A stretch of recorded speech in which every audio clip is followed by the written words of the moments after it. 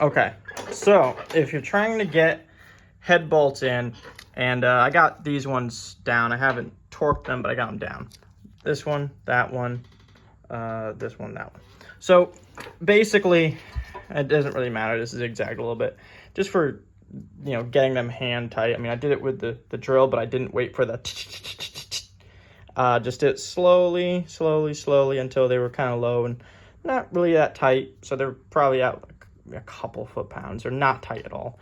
So I'm going to come back and torque them in a sequence.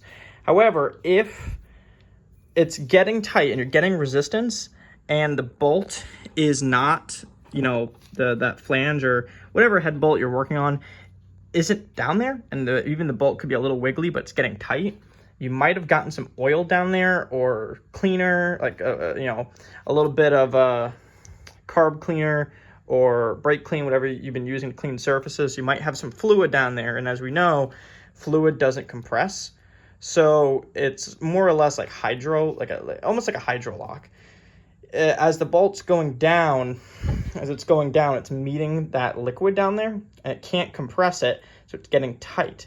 So to fix that, get a thin, you know, something thin that'll fit down there.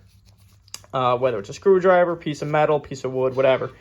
I would say metal. And then just take like a shop rag, leave a little bit. So right there is the end of the flathead, right?